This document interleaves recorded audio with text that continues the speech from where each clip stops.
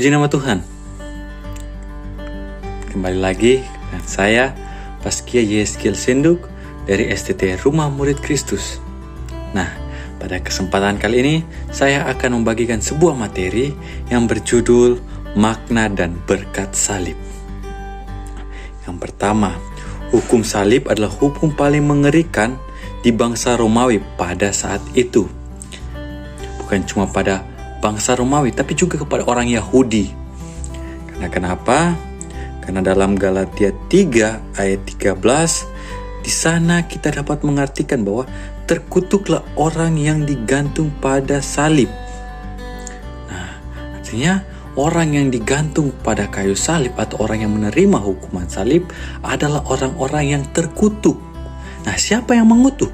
Dalam Ulangan 21 ayat 22 sampai 23, di sana terlihat jelas kita dapat membaca bersama-sama bahwa yang mengutuk itu adalah Tuhan.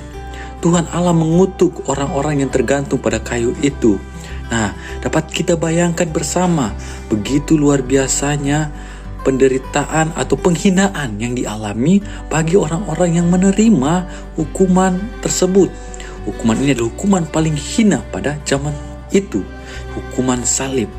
Karena bukan cuma dikutuk oleh manusia, tetapi Tuhan sendiri yang mengatakan bahwa terkutuklah orang yang digantung pada tiang itu atau pada kayu itu atau pada salib itu.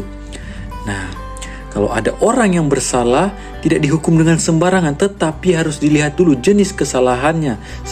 Dilihat dari jenis kesalahannya, artinya berarti orang yang dihukum di kayu salib memiliki kesalahan yang paling besar, kesalahan yang luar biasa besar, sehingga akhirnya menerima hukuman yang begitu hina, yaitu disalib.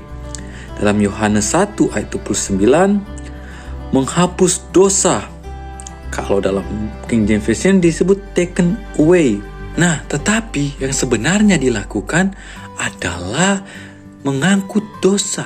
Lalu apa sebenarnya yang dilakukan oleh Tuhan sehingga dia dihukum salib? Dia dihukum hukuman yang paling hina. Nah, kita lihat dalam Yohanes 1 ayat yang ke-29. Di sana menghapus dosa umat manusia, anak domba Allah yang menghapus dosa umat manusia. Artinya apa? Yang dia lakukan adalah dia sedang menghapus dosa umat manusia. Arti dari menghapus ini itu adalah dia mengangkat dosa manusia. Artinya manusia yang berdosa, dosanya ini diangkat oleh Tuhan. Tuhan yang memikul semua dosa umat manusia dalam kayu salib pada peristiwa ketika dia disalibkan. Itu yang sebenarnya dilakukan Tuhan, adalah dia mengangkat dosa umat manusia. Nah, makna dari mengangkut yaitu mengalihkan. Artinya Tuhan mengalihkan dosa kita. Kita lihat dalam 1 Petrus 2 ayat yang ke-24. Di sana berarti dia mengalihkan dosa kita. Artinya dosa yang daripada kita dialihkan kepada dia pada saat dia berada di kayu salib.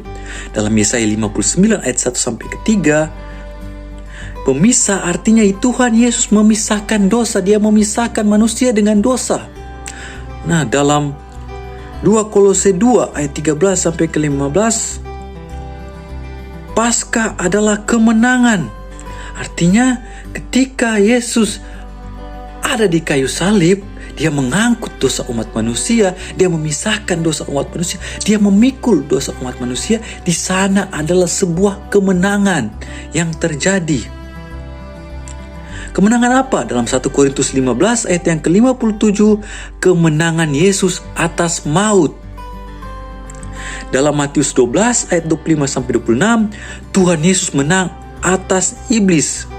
Perang Yesus terhadap iblis yaitu kebaikan dan kejahatan, di mana pada saat Yesus berada di kayu salib, dia mengangkut dosa umat manusia, dia memisahkan manusia dengan dosa, dia memikul dosa umat manusia. Di sanalah terjadi kemenangan. Di sana Tuhan Yesus menang kejahatan melawan kebaikan. Tuhan Yesus menang melawan iblis. Kenapa Tuhan Yesus itu menang terhadap iblis?